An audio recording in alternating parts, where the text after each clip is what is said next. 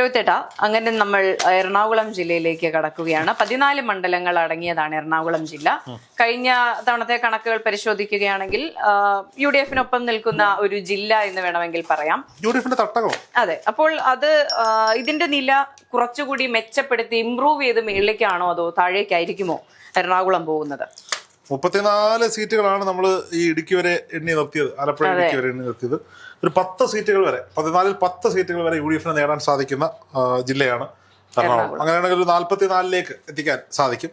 സുരേന്ദ്രന്റെയും BJP-യുടെയും കണക്കായിരുന്നെങ്കിൽ ഇപ്പോൾ UDF-ന് അധികാരത്തിലെത്താമായിരുന്നു എന്നുള്ളതാണ്.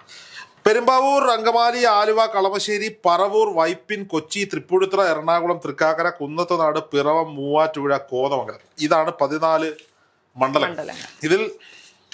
ഇതിൽ വലിയ അട്ടിമറി സംഭവിക്കാൻ പോകുന്ന മണ്ഡലം തൃപ്പൂണിത്തുറയാണ്.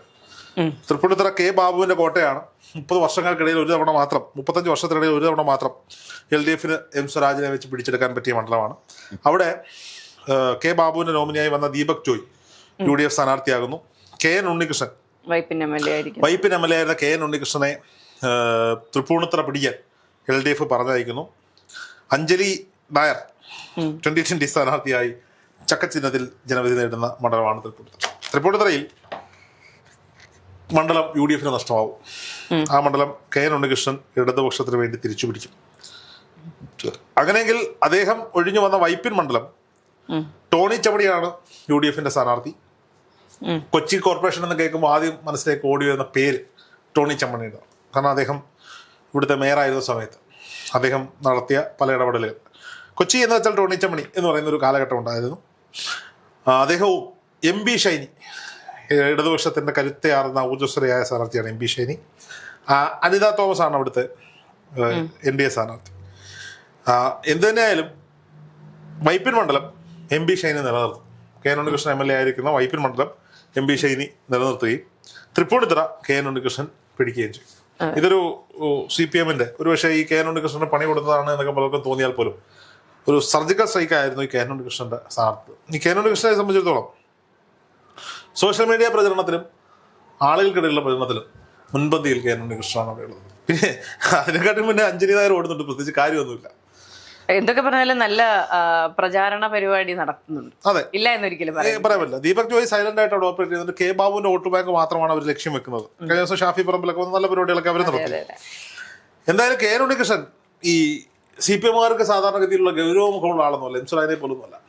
വളരെ സൗമ്യനായ, സ്വീകാര്യനായ, കുട്ടികളോടും മുതിർന്നവരോടും ഒക്കെ ഒരുമിച്ച് സംസാരിക്കാൻ അറിയാവുന്ന, ദേവാലയങ്ങളിൽ പോകാൻ തൊഴാൻ മടിയില്ലാത്ത, പുരോഹിതന്മാരെയും പ്രായത്തിൽ മുതിർന്നവരെയും കണ്ടാൽ കാല് തൊട്ട് വന്ദിക്കാൻ മടിയില്ലാത്ത സൗമ്യനായ മനുഷ്യനാണ്. നിങ്ങളുടെയൊക്കെ ഭാഷയിൽ പറഞ്ഞാൽ ഒരു പൂക്കി MLA ആണ്. നല്ല മനുഷ്യനാണ്. എന്നാൽ വൈപ്പിൻ മണ്ഡലത്തിൽ വലിയ വികസന പ്രവർത്തനങ്ങൾ ചെയ്യാൻ അദ്ദേഹത്തിന് സാധിച്ചിട്ടുണ്ട്. വികസനവും കരുതലും സ്നേഹവും അതാണ് KN ഉണ്ണികൃഷ്ണൻ. അത് തൃപ്പൂണിത്തുറയ്ക്ക് മിക്കവാറും ഇത്തവണ ലഭിക്കും. രാജനഗരി അത് KN ഉണ്ണികൃഷ്ണനിലൂടെ ഇടതുപക്ഷത്തിനൊപ്പം ചേരും എന്നുള്ളതാണ്. വൈപ്പിൻ ഞാൻ പറഞ്ഞു MB ഷൈനിയാണ്. അവിടെ ആ 2 മണ്ഡലങ്ങളാണ് ഇടതുപക്ഷത്തിന് സാധ്യത നമുക്ക് പറയാൻ സാധിക്കുന്നത്. മറ്റൊന്ന് കളമശ്ശേരിയാണ്. കളമശ്ശേരിയിൽ P രാജീവിനെതിരെ മത്സരിക്കാൻ അബ്ദുൽ ഗഫൂറിനേക്കാൾ നല്ല സ്ഥാനാർത്ഥികൾ ഉണ്ടായിരുന്നിരിക്കെ അബ്ദുൽ ഗഫൂറിന് ആ സീറ്റ് കൊടുത്തതോടുകൂടി P രാജീവ് അവിടെ ഏകദേശം വിജയം ഉറപ്പിച്ച മട്ടാണ്. LDF-ന്റെ സിറ്റിംഗ് സീറ്റ് തന്നെയാണ്. ഞാൻ ഈ പറഞ്ഞ 3 സീറ്റുകളിൽ ഒരു സീറ്റ് ഈ പറയപ്പെടുന്ന UDF-ന്റെ സിറ്റിംഗ് സീറ്റാണ്, തിരിച്ചു പിടിക്കും എന്ന് പറയുന്നത്. പിന്നീട് LDF-ന് സാധ്യതയുള്ള സീറ്റ് കോതമംഗലമാണ്. അവിടുത്തെ ആന്റണി ജോൺ MLA, അവിടെ UDF-ന്റെ സ്ഥാനാർത്ഥി ഷിബു തെക്കുംപുറമാണ്. അദ്ദേഹം ജോസഫ് ഗ്രൂപ്പിന്റെ സ്ഥാനാർത്ഥിയാണ്. ആന്റണി ജോൺ തന്നെ നിലനിർത്താനുള്ള സാധ്യത കാണുന്നുണ്ട്. ഈ 4 മണ്ഡലങ്ങൾ, ഈ 4 മണ്ഡലങ്ങളാണ്. കുന്നത്തുനാടിനെ സംബന്ധിച്ചും ഒരു സംശയം, അവിടെ ഒരു സംശയവും വേണ്ട. കുന്നത്തുനാട് VP സജീന്ദ്രൻ പിടിക്കുമെന്ന കാര്യത്തിൽ യാതൊരു സംശയവും വേണ്ട. PV ശ്രീനിജൻ കഴിഞ്ഞ തവണ ചെറിയ മാർജിനിലാണ് ജയിച്ചു കയറിയത്. ബാബു ദിവാരൻ ചെറിയ കക്ഷിയല്ല, BJP സ്ഥാനാർത്ഥി. 2020 സംബന്ധിച്ചിടത്തോളം, സാബു ജക്കബിനെ സംബന്ധിച്ചിടത്തോളം PV ശ്രീനിജൻ തോക്കണം. കേരളത്തിൽ വേറെ ആര് തോറ്റില്ലെങ്കിലും PV ശ്രീനിജൻ തോക്കണം എന്നുള്ളതാണ് അദ്ദേഹത്തിന്റെ ആഗ്രഹം. VP സജീന്ദ്രൻ 5 വർഷവും മണ്ഡലം നോക്കിയ തോറ്റ MLA ആണ്.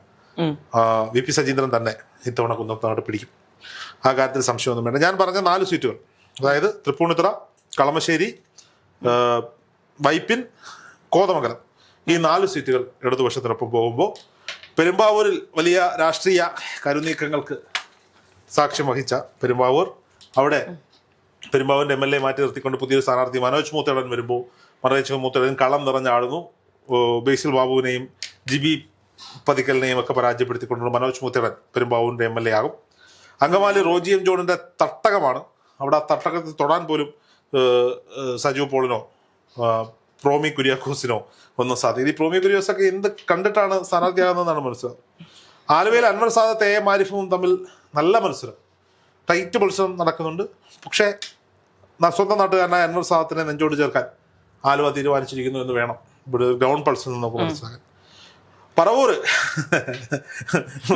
ഭൂരിപക്ഷം എത്ര? ടൈസൺ മാഷ് ചെറിയ കക്ഷിയല്ല, ഇടതുപക്ഷത്തിന്റെ സ്ഥാനാർത്ഥി ടൈസൺ മാഷാണ്. VD സതീശൻ അവിടെ ജയിക്കുമെന്ന കാര്യത്തിൽ സംശയമൊന്നുമില്ല. ഒരു മുഖ്യമന്ത്രിയെ ഇല്ലാതാക്കാൻ, മുഖ്യമന്ത്രിയാവാൻ സാധ്യതയുള്ള ഒരാളെ ഒഴിവാക്കാൻ നേരത്തെ ഹരിപ്പാട് പറഞ്ഞതുപോലെ പറവൂരുകാർ ഒരിക്കലും തന്നെയില്ല. കൊച്ചി മണ്ഡലമാണ് അടുത്തത്. KJ മാക്സി ഇടതുപക്ഷക്കാരനാണെങ്കിലും CPM-ഉമായിട്ടൊക്കെ അടുത്ത ബന്ധമുള്ള KJ മാക്സി, ജനങ്ങളുമായിട്ട് അടുത്ത ബന്ധമുള്ള KJ മാക്സി സിറ്റിംഗ് MLA ആണ്. അവിടുത്തെ UDF സ്ഥാനാർത്ഥിയുടെ പേര് മുഹമ്മദ് ഷിയാസ് എന്നാണ്. ഫൈറ്ററായ ഒരു DCC അധ്യക്ഷൻ, പോലീസായാലും പട്ടാളമായാലും പൊടാവില്ലേ എന്ന് പറയാൻ ധൈര്യമുള്ള, പ്രവർത്തകർക്കൊപ്പം നിൽക്കുന്ന, കേരളത്തിലെ 14 DCC അധ്യക്ഷന്മാരിൽ ഏറ്റവും മികച്ച DCC അധ്യക്ഷൻ എന്ന് പറയാൻ കഴിയുന്ന നല്ല സംഘാടകനായ മുഹമ്മദ് ഷിയാസ് മത്സരിക്കുന്ന കൊച്ചി. ഈ കൊച്ചി മണ്ഡലത്തിന് വേണ്ടിയുള്ള അടിപിടിയൊക്കെ നമ്മൾ കണ്ടതാണ്. KJ മാക്സി മുഹമ്മദ് ഷിയാസ് ടൈറ്റ് മത്സരത്തിൽ ഒരു പണത്തൂക്കം മുന്നിൽ മുഹമ്മദ് ഷിയാസ് ഉണ്ട് എന്നുള്ളതാണ്.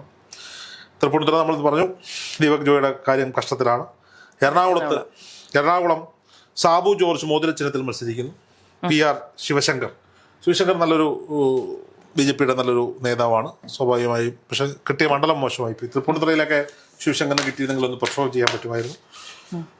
എറണാകുളം എന്നും വലത് കോട്ടയാണ്. അത് TJ വിനോദ് തന്നെയായിരിക്കും അവിടെ ജയിച്ചു കയറാൻ പോകുന്നത്. പിന്നെ മറ്റൊരു ശ്രദ്ധേയമായ മണ്ഡലമാണ് തൃക്കാക്കര. ഈ അഡ്വക്കേറ്റ് പുഷ്പദാസ് എന്ന് പറയുന്ന ഇടതുപക്ഷ സ്ഥാനാർത്ഥി ആരാണെന്ന് ചോദിച്ചാൽ അവിടുത്തെ സാധാരണക്കാരായ പാർട്ടി അണികൾക്ക് പോലും, ഇടതുപക്ഷത്തിന് വോട്ട് ചെയ്യാനിരിക്കുന്നവർക്ക് പോലും പുഷ്പദാസിനെ കുറിച്ചൊരു ഐഡിയയും ഇല്ല എന്നുള്ളതാണ്. ഉമാ തോമസ് സിറ്റിംഗ് MLA ആണ്, നമുക്കറിയാം. ബൈ ഇലക്ഷൻ, അതിന് ശേഷം നടന്ന കോലാഹലങ്ങളൊക്കെ. ഒരുപക്ഷെ ഡോക്ടർ ജോ ജോസഫിന് കൊടുത്തിരുന്നെങ്കിൽ അവിടെ ഒരു നല്ല മത്സരം കാഴ്ചവെക്കാൻ അദ്ദേഹത്തിന് സാധിക്കുമായിരുന്നു. അതിനേക്കാൾ അപ്പുറത്തേക്ക് NDAയുടെ സ്ഥാനാർത്ഥിയുടെ പേരാണ് അഖിൽ മാര.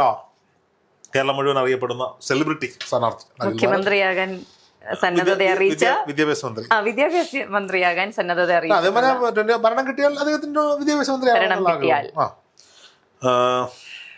ഈ തൃക്കാക്കര UDF ഭയങ്കര കോൺഫിഡൻസ് ഉള്ളൊരു മണ്ഡലമാണ്. വേറെ ഏത് തോറ്റാലും തൃക്കാക്കര തോക്കില്ല എന്ന ബോധം ഉണ്ട്. അതുകൊണ്ട് തന്നെയാണ് അത് ഉമാ തോമസിനെ കൊടുത്തത്. പക്ഷെ ഉമാ തോമസിന്റെ സ്ഥാനാർത്ഥിത്വം അനിവാര്യത ആയിരുന്നു എന്ന് പാർട്ടി നേതൃത്വം ചിന്തിക്കുന്നു എന്ന് വിചാരിച്ച് ദീപ്തി മേരി വർഗീസിന് കൊടുക്കണം എന്നല്ല ഞാൻ പറയുന്നത്.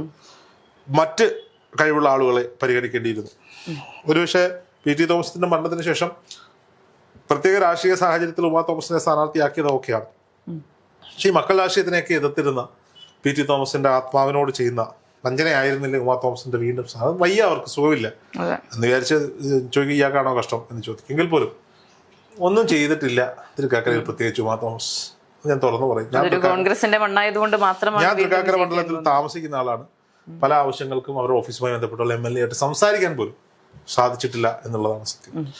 അഖിൽമാരാണ് നല്ലൊരു ഫൈറ്റ് അവിടെ നടത്തുന്നുണ്ട്. അതെ, നമ്മൾ വോക്സ് പോപ്പ് എടുക്കാൻ പോയപ്പോ അവിടെ ഒരു വ്യക്തി പറഞ്ഞതാണ്, ഇവിടെ ആരും ജയിക്കുമെന്ന് തീരുമാനിക്കുന്നതും ആരും എത്ര വോട്ട് പിടിക്കുമെന്നുള്ളത്. ഉറപ്പായിട്ടും അഖിൽമാരാണ് 100% കോൺഫിഡൻസിലാണ്. കഴിഞ്ഞ വർഷം ഞാൻ സംസാരിച്ചിരുന്നു. ഈ സാബു ജേക്കബിന്റെ സഭയാണ് യാക്കോബോ സഭയൊക്കെ അവർ സപ്പോർട്ട് ചെയ്യും. അഖിൽമാരാണ് 100% ജയിക്കുമെന്നാണ് അഖിൽമാരാർ പറയുന്നത്. അതായത് 100% കോൺഫിഡൻറ്റിൽ അഖിൽമാരാർ സംസാരിക്കുന്നുണ്ട്. ജയിക്കാൻ വേണ്ടിയാണ് ഫൈറ്റ് ചെയ്യുന്നത്. അട്ടിമറിക്ക് സാധ്യതയൊന്നുമില്ല, UDF തന്നെ നിൽക്കും എന്നുള്ളതാണ്. പിറവ മണ്ഡലം കേരളത്തിൽ 139 മണ്ഡലങ്ങളിൽ കിട്ടിയില്ലെങ്കിലും കിട്ടുന്ന മണ്ഡലമാണ് അനൂപ് ജേക്കബിന്റെ പിറവം. കാരണം അനൂപ് ജേക്കബ് സാറിന്റെ കുടുംബം, പഴയ മന്ത്രി ജേക്കബ്, UDFന്റെ ഘടകകക്ഷിയായ കേരള കോൺഗ്രസ് ജേക്കബ് ഗ്രൂപ്പിന്റെ ഏക സീറ്റാണ്. അനൂപ് ജേക്കബ് പഴയ കേരളത്തിന്റെ ഭക്ഷ്യ വിഭവ മന്ത്രിയാണ്. ജയിച്ചു വന്നാൽ മന്ത്രിയാകേണ്ടെന്ന അനൂപ് ജേക്കബിന്റെ മണ്ഡലമാണ്. കേരളത്തിൽ എവിടെ ജയിച്ചില്ലെങ്കിലും പിറവത്ത് ജയിക്കും എന്നുള്ളതാണ്. എറണാകുളത്ത് ജില്ലയിൽ നിന്നുള്ള ഒരു മന്ത്രിയുടെ പേര് അനൂപ് ജേക്കബ് എന്നാണ്. മൂവാറ്റുപുഴയിൽ കുഴൽനാടന്റെ ആറാട്ടാണെന്നാണ് കേൾക്കുന്നത്. 5 വർഷത്തിൽ കൂടുതലൊന്നും ഒരാളെയും സഹിക്കാൻ മൂവാറ്റുപുഴ തയ്യാറായിട്ടില്ല. പക്ഷെ ഇത്തവണ അങ്ങനെയല്ല. Is A fighter. പാർട്ടിക്ക് വേണ്ടിയും പാർട്ടിക്ക് അപ്പുറത്തും പോയി ഫൈറ്റ് ചെയ്യുന്ന അഭിഭാഷകനായ മാത്യു കുഴൽനാടൻ. അവിടെ എൻ അരുണാണ് അവിടെ എൽ ഡി എഫ് സ്ഥാനാർത്ഥി. നല്ല സ്ഥാനാർത്ഥിയാണ് ലോക്കലി. പക്ഷേ കുഴൽനാടൻ്റെ മുന്നിൽ മുട്ടുകുത്താനാണ് വിധി എന്നുള്ളതാണ്. അപ്പോൾ അങ്ങനെ വരുമ്പോൾ 14 10 സീറ്റുകൾ പെരുമ്പാവൂർ, അങ്കമാലി, ആലുവ, പറവൂർ, കൊച്ചി, എറണാകുളം, തൃക്കാക്കര, കുന്നത്തുനാട്, പിറവം, മൂവാറ്റുപുഴ ഇങ്ങനെ 10 സീറ്റുകളുമായി UDF മധ്യ കേരളത്തിലേക്ക് എത്തുമ്പോൾ 44 സീറ്റുകളിലേക്ക് എത്തുന്നു എന്നുള്ളതാണ്. UDFന്റെ ഒരു വലിയ തരംഗം കാണാൻ സാധിക്കും.